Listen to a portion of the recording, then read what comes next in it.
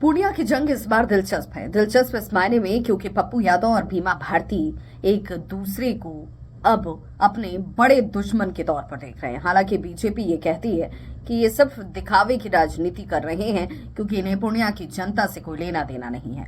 भीमा भारती जो जेडीयू का दामन छोड़कर आरजेडी के साथ जाकर मिल गई और आरजेडी की तरफ से पूर्णिया की सीट हासिल कर ली। पप्पू यादव हाथ मलते रह गए, गुहार लगाते रह गए। लालू प्रसाद से लेकर दिल्ली तक उन्होंने खूब दौड़ लगाई, अपनी पार्टी का कांग्रेस में विलय तक कर लिया, इसी उम्मीद के साथ कि पूर्णिया से उन्हें चुनावी टिकट मिल जाएगा। लेकिन आखिरकार पूर्णिया से टिकट भीमा भारती ही लेने में सफल रही। अब पप्पू यादव ये कह रहे हैं कि हमारे साथ पटना से लेकर दिल्ली तक धोखा हुआ, लेकिन हमें जनता पर भरोसा है। पूर्णिया के लोगों का आशीर्वाद और प्यार जो है वो मेरे साथ ही रहेगा। भीमा भारती कहती हैं कि अब तक जब तक चुनावी मैदान में पप्पू यादव की तरफ से ताल नहीं ठोका गया था, भीमा भारती उन्हें बतौर गार्जियन कह रही थी कि उनका आशीर्वाद उन्हें प्राप्त होगा और चुनावी मैदान में वो उनके लिए प्रचार करते नजर आएंगे। लेकिन जैसे ही पप्पू यादव ने अपनी दावेदारी यहां रख दी, उसके बाद भीमा भारती अब कह रही हैं कि बी टीम के तौर पर पप्पू यादव काम कर रहे हैं। बी टीम बीजेपी को कहती हैं भीमा भारती और कह रही हैं कि बीजेपी के लिए पप्पू यादव चुनावी मैदान में उतरे हैं ताकि वो भीमा भारती को महागठबंधन को हरा सके।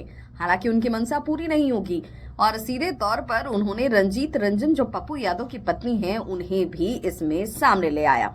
कहा कि भाई रंजीत रंजन हमारे साथ हमारे लिए प्रचार करेंगी, महागठबंधन के लिए, इंडी गठबंधन के लिए प्रचार करेंगी। तो पप्पू यादव ने इसका जवाब देने में देर नहीं की। पप्पू यादव ने सीधे तौर पर कह दिया कि पति और पत्नी जरूर व्यक्तिगत हमारे संबंध हैं, लेकिन राजनीतिक तौर पर देखा जाए तो रंजीत रंजन कांग्रेस के लिए बतौर मुख्य प्रवक्ता काम करती हैं, साथ ही साथ राज्यसभा के सांसद भी हैं और इसलिए उनका दायित्व कांग्रेस के लिए ज्यादा है और ये उनका फैसला है कि वो उनके लिए प्रचार करें या ना करें।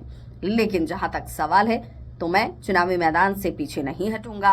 मैं पूर्णिया की जनता के लिए, जनता के साथ, जिसे मैं अपनी मां के तौर पर देखता हूं, यहीं से चुनावी मैदान में ताल ठोक चुका हूं और अब वापसी का कोई सवाल ही पैदा नहीं होता है। देखना होगा कि पूर्णिया की जनता का आशीर्वाद और प्यार जो है वो किससे मिलता है।